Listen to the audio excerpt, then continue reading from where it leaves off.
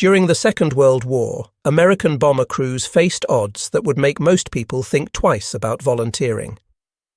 When you consider what it meant to climb aboard one of those heavy bombers day after day, knowing full well what awaited you over the heart of Nazi Germany, the courage involved becomes almost incomprehensible. The aircraft at the center of this story became legendary, though its reputation was built on the backs of thousands of young men who never came home. When America joined the conflict alongside Britain, military planners developed an ambitious strategy that they believed could fundamentally alter how wars were fought. The idea centered on destroying an enemy's ability to continue fighting by targeting the infrastructure that supported their war machine. Factories that produced tanks and aircraft, refineries that processed fuel, rail yards that moved supplies. All of these became targets in a campaign that military leaders hoped might make a ground invasion unnecessary. They genuinely believed that air power alone might force Germany to surrender. The aircraft chosen to execute this strategy represented American engineering at a critical moment in history. It was designed to fly higher than most fighters could reach, carry enough bombs to destroy substantial targets, and defend itself against enemy aircraft through sheer firepower. By the time the final major variant appeared, it mounted an array of heavy machine guns positioned to cover nearly every angle of approach. Gunners stationed at various positions throughout the aircraft could engage threats coming from above, below, and from either side. The defensive armament wasn't just for show, it was absolutely necessary given the tactics American commanders insisted upon. Unlike their British counterparts, who had shifted to bombing under cover of darkness after suffering devastating losses in daylight raids, American planners remained committed to striking targets in broad daylight. The reasoning seemed sound in theory. Flying during the day allowed bombardiers to actually see their targets, which should have meant greater accuracy. Large formations flying in tight proximity could create overlapping fields of defensive fire, theoretically protecting each bomber with the combined firepower of dozens of aircraft. Tight formation flying also meant that if one bombardier dropped accurately, the entire formation could follow suit, saturating the target area. The reality proved far grimmer than the theory suggested. Statistical analysis revealed that only about 1 in 5 bombs actually hit anywhere near the intended target. The precision that daylight bombing was supposed to deliver often failed to materialize. Worse still, the casualties were staggering. Roughly 25% of the bombers that set out on missions never returned. That figure alone tells only part of the story. Each bomber carried a crew of 10 men, and when you calculate the odds for individual crew members, the numbers become truly sobering. Approximately half of all the men who flew these missions became casualties in one form or another. They were killed in action, they were wounded seriously enough to end their combat careers, or they were shot down and captured. The men who survived to complete their required tour of missions, which initially stood at 25 sorties before being raised to 30, eventually 35, carried memories that haunted them for the rest of their lives. Even decades later, veterans would speak about the sheer terror of sitting in a fragile aluminum tube while explosive shells detonated all around them and enemy fighters made firing passes from every direction. Enemy fighters presented the initial major threat to these daylight raids. German pilots quickly developed tactics specifically designed to break up American formations. They would make head-on passes, coming in at relative closing speeds that could exceed 600 miles per hour, firing cannons and machine guns before breaking away. These attacks exploited a weakness in the bomber's defensive armament, as the nose initially had limited defensive guns. Later variants addressed this with additional forward-firing positions, but the threat remained constant. The heavy defensive armament became necessary because for much of the war, these bombers flew without fighter escort. The fighters available to American forces early in the European campaign simply lacked the range to accompany bombers deep into German territory. They might escort the formation part way, but eventually they had to turn back, leaving the bombers to face hundreds of miles of hostile airspace alone. This changed when a particular long-range fighter entered service, one capable of flying all the way to Berlin and back. Once these escorts became available in sufficient numbers, the balance began to shift. German fighters found themselves fighting a defensive battle, trying to reach the bombers while fending off aggressive escorts. However, even with fighter protection, one threat remained that no amount of defensive gunfire could counter. German anti-aircraft defenses were devastatingly effective, particularly around important targets. The Germans deployed their famous 88mm guns in massive batteries, sometimes positioning hundreds of guns around a single target complex. These weren't aimed by individual gunners guessing at range and altitude. Sophisticated fire control systems, aided by radar, calculated exactly where the aircraft would be and filled that space with exploding steel. As bomber formations approached defended targets, the crews could see what awaited them. The sky ahead would erupt into a forest of black smoke bursts, each representing an exploding shell sending razor-sharp fragments in all directions. A direct hit meant instant annihilation, the bomber simply disintegrating in a ball of flame. Even near misses proved lethal. Shrapnel would tear through thin aluminum skin like paper, severing control cables, rupturing fuel tanks, destroying engines, and cutting through crew stations where men sat. The terrible aspect of facing this barrage was that crews couldn't do anything to avoid it. Doctrine and practical necessity demanded that formations maintain tight spacing and fly straight and level on the bomb run. The bombardier needed a stable platform to aim through his sight. Any maneuvering would scatter bombs across the countryside and waste the entire mission. So pilots gripped their controls and maintained heading and altitude while death exploded all around them, trusting in luck and hoping they would emerge from the other side of the flak field intact. The visual experience of watching aircraft go down affected crews profoundly. You would see an aircraft in formation nearby, familiar, with men you knew aboard. Then there would be a flash, a sudden bloom of smoke, and the bomber would drop out of formation, beginning its final dive toward the earth far below. Sometimes the aircraft would break apart immediately. Sometimes it would spiral down trailing fire.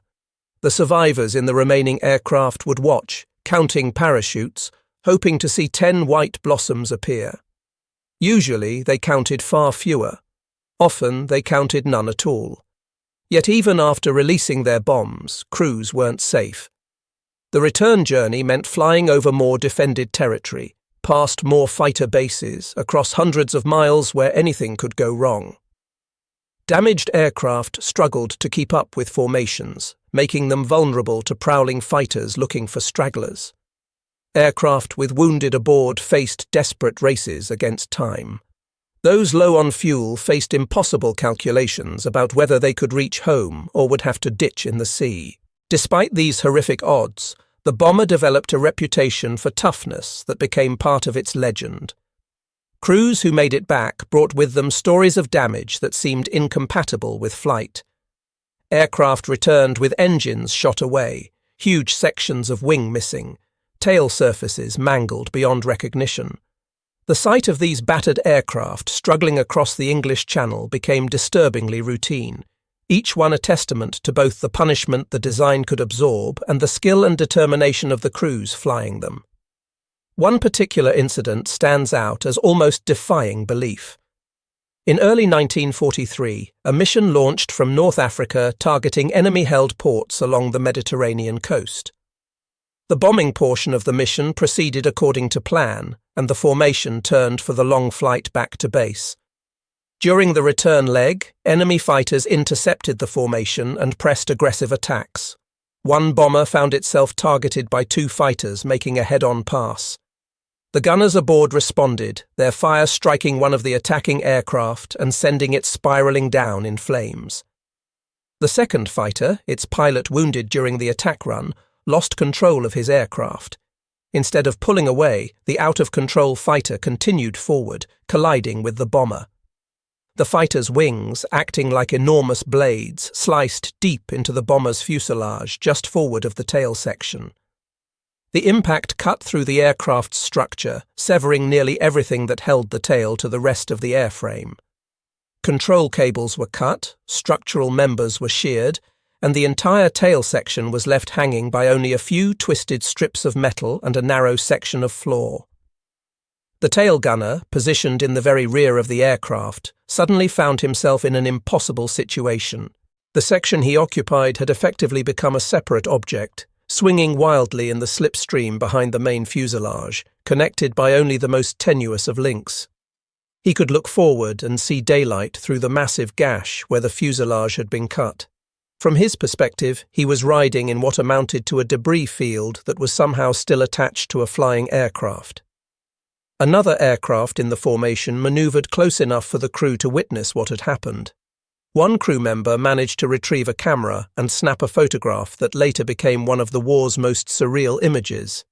The picture showed a bomber continuing to fly with its entire tail section visibly separated, the rear of the aircraft cocked at an angle, connected to the rest of the machine by what appeared to be almost nothing. By any conventional understanding of aerodynamics and structural integrity, the aircraft should have broken completely apart and fallen from the sky. The pilots should have had no ability to control an aircraft with its tail hanging loose and most of its control cables severed. Yet the bomber continued flying. The reason had to do with a particular system that had been engaged at the exact moment of the collision. Instead of relying solely on mechanical cables running from the cockpit to the control surfaces, this system used electrical wiring and servo motors. When the collision severed the mechanical linkages, the electrical system remained partially functional, giving the pilots just enough control authority to keep the aircraft relatively stable. The other aircraft in the formation reduced their speed to match the damaged bomber's reduced capability and took up escort positions around it. The crew aboard the damaged aircraft faced an agonizing period of uncertainty.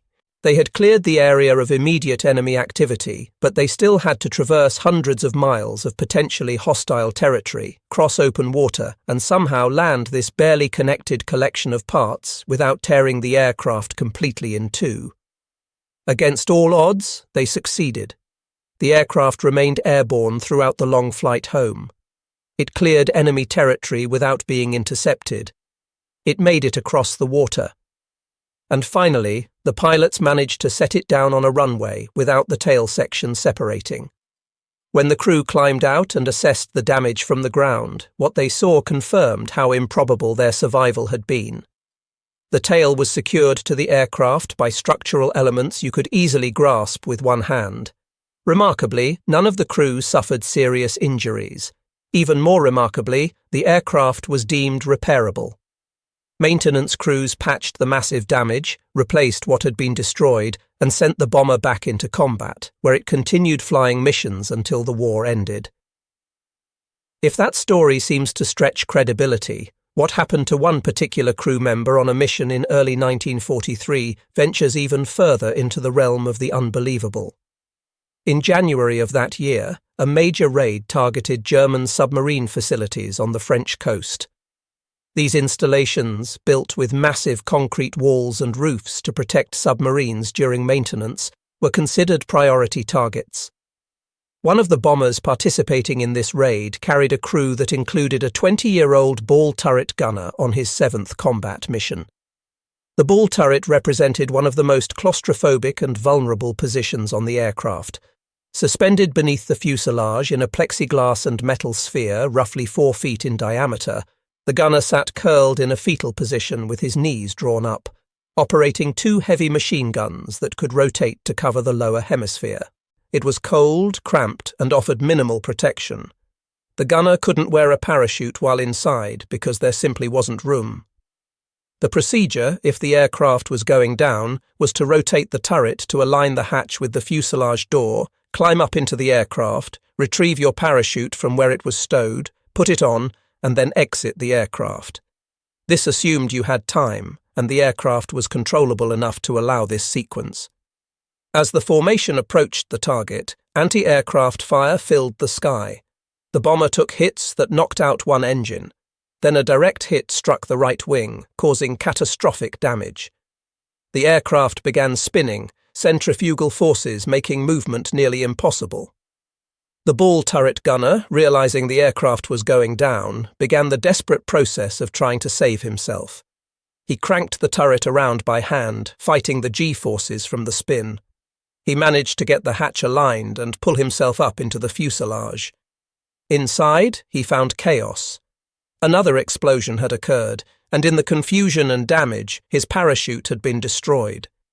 At 20,000 feet, with the aircraft breaking apart around him, he faced a simple equation with no good solution.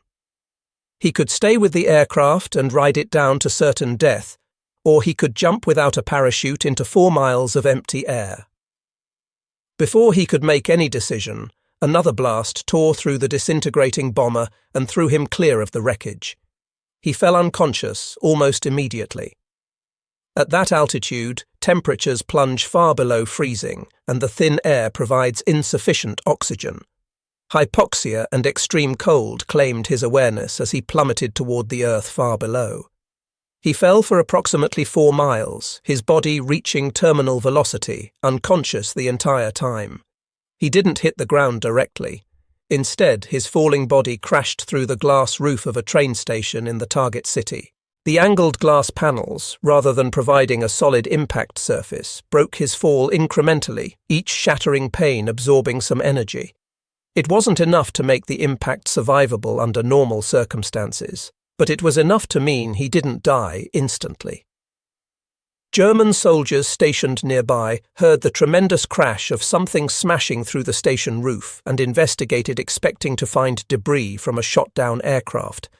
Instead, they found a barely alive American airman who had just fallen 4 miles without a parachute. His injuries were catastrophic.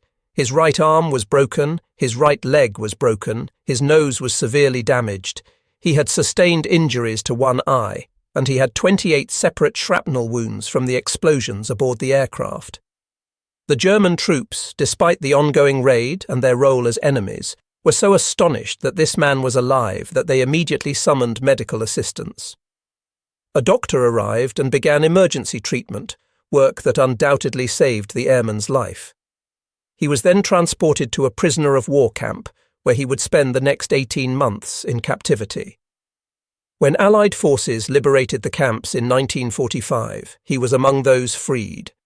He lived for many more decades after the war, eventually dying at the age of 84, carrying the scars and the memories of the day he fell 4 miles from the sky and survived. His experience, while extraordinary, wasn't entirely unique. Several months later, in November, another airman survived a similar ordeal under equally improbable circumstances. This man served as a tail gunner, positioned in the very rear of the aircraft in a cramped compartment.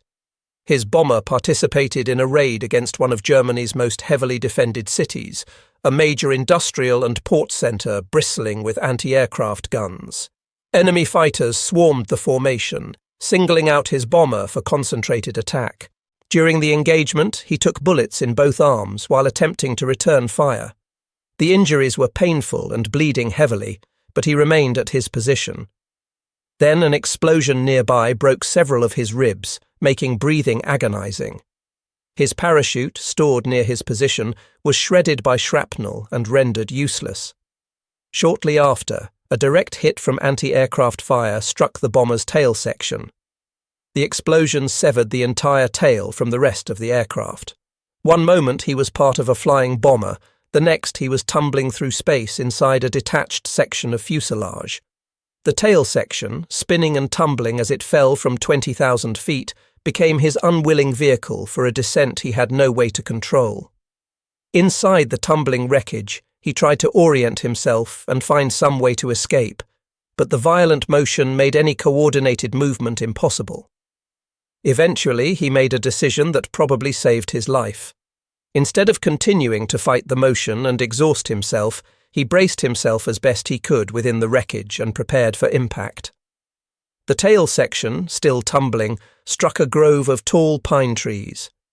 Rather than hitting the ground directly, the wreckage impacted the trees first, which absorbed a tremendous amount of energy.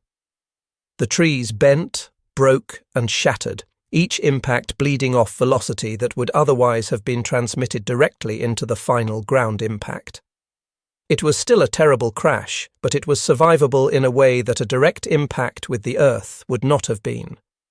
German troops arrived at the crash site expecting to find a corpse, if they found anything at all. Instead, they discovered a severely injured but alive American airman. His skull had been fractured in the impact.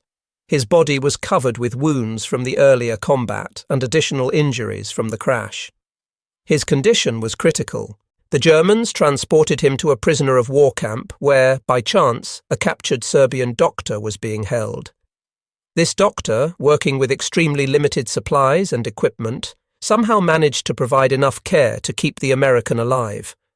The surgery and treatment continued for weeks as the airman's body slowly recovered from injuries that should have been fatal. He endured 18 months in German captivity before liberation, eventually making it home alive. Just a few months after that incident, in January 1944, yet another tail gunner experienced a remarkably similar survival story, though with different circumstances. His bomber was flying in thick cloud cover over Greece when disaster struck. Formation flying in clouds was dangerous because pilots couldn't see each other and had to rely entirely on instruments and precise position keeping. On this particular mission, something went wrong with the spacing and his aircraft collided with another bomber in the formation. The collision tore his aircraft apart. The tail section, with him still inside it, separated from the rest of the bomber. Unlike the previous tail gunner's experience, he initially didn't realize what had happened. He knew there had been an impact and the aircraft was falling, but in the disorienting chaos of the moment, he assumed the entire crew was experiencing the same thing he was. He believed he was falling with the rest of his crew, that they would all die together. The tail section fell through the clouds and impacted in a forested area. As with the previous incident, the trees absorbed enough of the impact energy to allow survival. He managed to climb out of the wreckage, injured but alive, and began trying to orient himself. That's when the terrible truth became clear. He was alone. The rest of the aircraft, and his crew, had fallen elsewhere. He later learned that he was the sole survivor of the collision. Greek Orthodox monks who lived nearby had witnessed the crash and heard the impact. They found him and took him in, providing shelter and what medical care they could offer. Their compassion undoubtedly saved his life, as he would likely have died from his injuries without their intervention. These survival stories represent one end of the spectrum of experiences. They were extraordinary precisely because they were so rare. For the vast majority of crews whose aircraft went down, there was no miraculous survival. Yet even the process of attempting to abandon a stricken bomber involved terrible risks and frequently failed. The procedure for bailing out of these aircraft was far from simple. The crew positions were distributed throughout the aircraft, from the nose to the tail. The available exits were limited and small. Crew members wore bulky heated flight suits because of the extreme cold at altitude, along with parachute harnesses, oxygen masks, and other equipment. Moving through the confined spaces of the aircraft interior while wearing all this gear, especially if the aircraft was damaged and tumbling, could be extremely difficult. The usual exit points were a hatch in the nose compartment, another in the bomb bay area, and the main rear door. Each crew member had to make their way to one of these exits, which might mean crawling through debris and damaged structure while the aircraft spun or dove or burned. The pilots and top turret gunner had the furthest to travel. The ball turret gunner, as mentioned, had to get out of his turret first, then retrieve his parachute and make his way to an exit. The tail gunner was isolated at the very rear. Even if a crew member reached an exit, jumping from a damaged aircraft carried risks. The aircraft might be spinning, making it difficult to exit cleanly. There were protruding surfaces that could strike a jumper. Once clear of the aircraft, the parachute had to deploy correctly, which wasn't guaranteed, especially if it had been damaged by shrapnel or fire. Even a successful bailout over enemy territory meant capture, assuming you survived the landing and weren't shot by hostile troops or civilians. Statistical analysis of bomber losses revealed that only about 1/4 of crew members aboard aircraft that were shot down successfully bailed out with functioning parachutes. 3/4 either died in the aircraft, were too injured to escape, couldn't reach an exit, or jumped with parachutes that failed to deploy. Given these grim realities, stories of bombers making it back despite catastrophic damage took on almost mythical significance for the crews. Each one represented hope that even when things went terribly wrong, survival might still be possible. One particular incident perhaps tops them all in terms of demonstrating both the punishment the aircraft could absorb and the skill of the crews flying them. In mid-October 1944, during a mission over one of Germany's major cities, a bomber in the formation was struck by anti-aircraft fire just as the bombardier released the bombs. The shell detonated inside the nose compartment, the cramped area housing the bombardier and navigator. The bombardier was killed instantly, his body absorbing shrapnel that otherwise would have travelled further into the aircraft and likely killed or injured others. In a sense, his death saved his crewmates, though that was certainly no consolation. The explosion completely destroyed the entire nose section of the aircraft. The plexiglass panels that normally enclosed the front of the aircraft simply ceased to exist. The structural framing disintegrated. Equipment mounted in the nose compartment was obliterated. What remained was an open hole at the front of the fuselage, exposing the interior directly to the slipstream at 20,000 feet and approximately 200 miles per hour. The pilot, seated well behind the nose compartment but still in the forward section of the aircraft, suddenly found himself flying into what amounted to a hurricane-force wind tunnel. The temperature at that altitude hovered around 40 degrees below 0 Fahrenheit. The wind blast was so intense that it tore at his flight suit and made it nearly impossible to see forward. The instrument panel in front of him had been shredded by the same explosion that destroyed the nose. His altimeter was gone, his compass was destroyed, his airspeed indicator was inoperative. He had no way to tell precisely how high he was flying, what heading he was on, or how fast he was travelling. Making matters worse, the explosion had damaged the oxygen system that supplied the crew with breathable air at high altitude. Without supplemental oxygen, crews became hypoxic and unconscious within minutes at 20,000 feet. The pilot faced an immediate decision: stay at altitude where the aircraft was more difficult for enemy fighters to reach, but where his crew would suffocate, or descend to thicker air where they could breathe, but where they would be vulnerable to both anti-aircraft fire and fighter attack. He chose to dive, pushing the nose down and descending rapidly toward lower altitude. This meant flying across German territory at an altitude where every anti-aircraft gun could reach them and where enemy fighters operated most effectively. The aircraft, with its gaping hole where the nose should have been, was hardly inconspicuous. It was a wounded target practically advertising its vulnerability. The navigator, who normally worked in the now-destroyed nose compartment, had somehow survived the explosion that killed the bombardier. However, all of his equipment, charts and instruments were gone. He had no maps, no navigation tools, nothing that would normally allow him to plot a course home. He had to rely entirely on his memory of the terrain, visual landmarks glimpsed through breaks in the clouds, and dead reckoning based on time and estimated speed. The crew, exposed to the brutal wind and cold pouring through the open nose, did what they could to maintain their positions and keep the aircraft functioning. They had no way of knowing if the aircraft structure, damaged by the explosion and stressed by the missing nose section, would hold together. They simply had to trust and hope. The pilot, flying essentially blind with no functioning instruments, guided the aircraft westward based on the sun's position, and the navigators shouted directions over the intercom.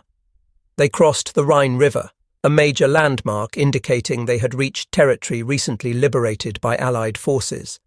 Then came the Channel, which they traversed despite having no precise idea of their position or heading.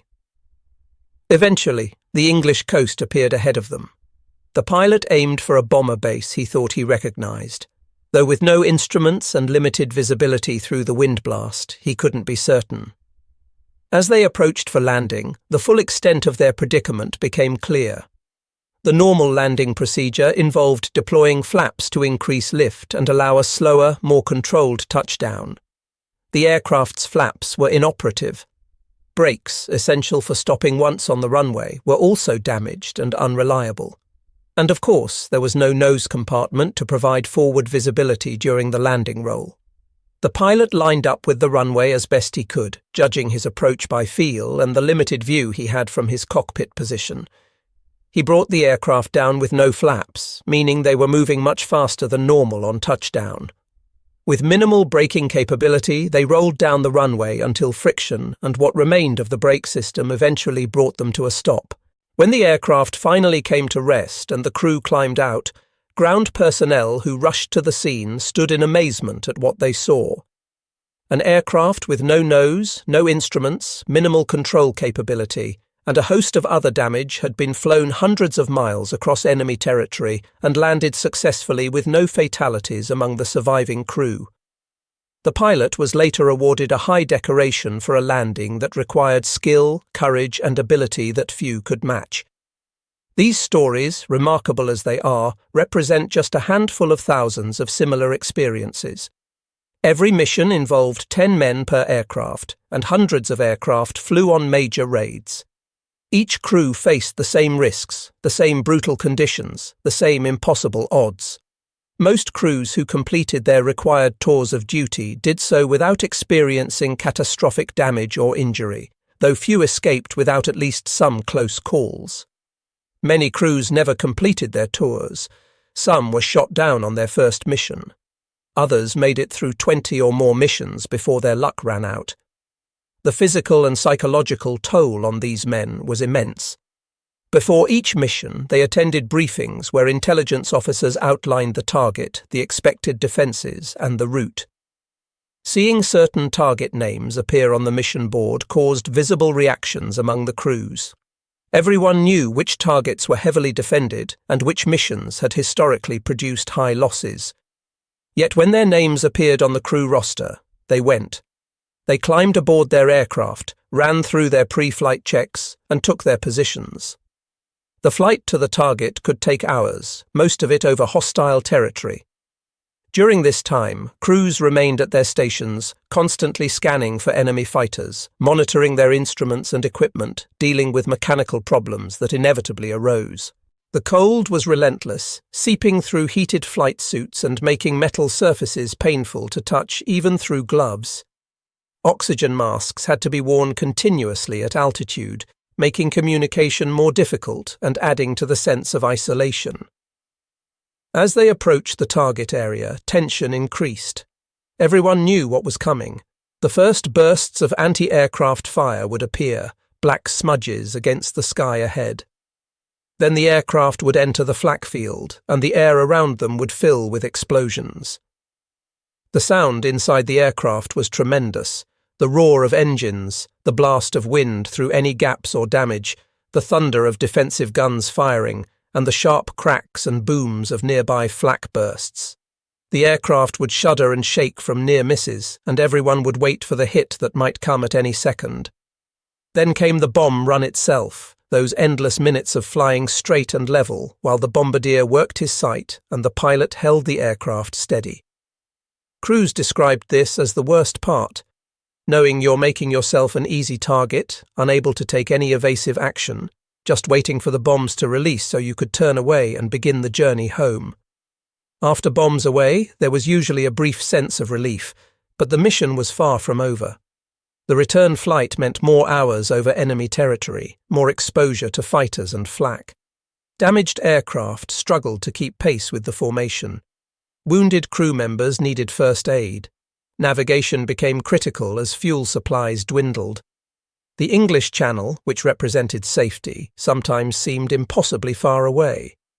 For crews in badly damaged aircraft, the decision about whether to bail out over enemy territory or try to make it home involved impossible calculations. Bailing out meant capture at best.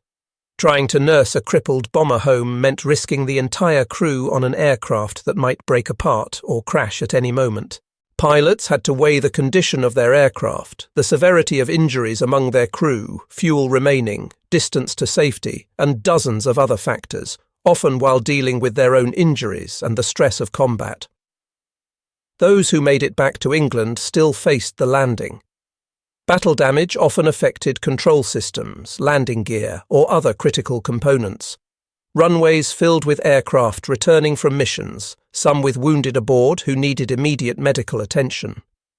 Ground crews and medical personnel stood ready, but they could only do so much for the most severely damaged aircraft and badly wounded men. The emotional impact of combat missions accumulated over time. Early in their tours, crews might feel invincible or at least optimistic about their chances. As missions accumulated and they witnessed more aircraft going down, more crews failing to return, the psychological burden grew heavier. By the time crews reached their final missions, many were emotionally exhausted, running on determination and duty alone. The bond among crew members became intense. They relied completely on each other for survival. A gunner who failed to spot an attacking fighter endangered everyone. A pilot who couldn't maintain formation position exposed his crew and nearby aircraft to additional risk. A bombardier who missed the target meant the mission's objective wasn't achieved, and the risks everyone took were for nothing. This mutual dependence created relationships that lasted for life among those who survived. Ground crews who maintained and repaired the aircraft formed their own bonds with the flying crews. They knew the aircraft intimately, understanding exactly what damage each one had sustained and what repairs had been made. When an aircraft they'd worked on failed to return, they felt the loss personally. When a heavily damaged aircraft made it back, they took pride in their work that had kept it flying and in the crew's skill that had brought it home. The strategic bombing campaign's effectiveness has been debated ever since the war ended. Did it achieve its objectives? Were the casualties justified? These questions have no simple answers. What's undeniable is the incredible courage displayed by the men who flew these missions day after day, despite knowing the odds they faced. They volunteered for duty that statistical analysis suggested would kill or capture half of them. They kept flying even after seeing friends and fellow crew members die.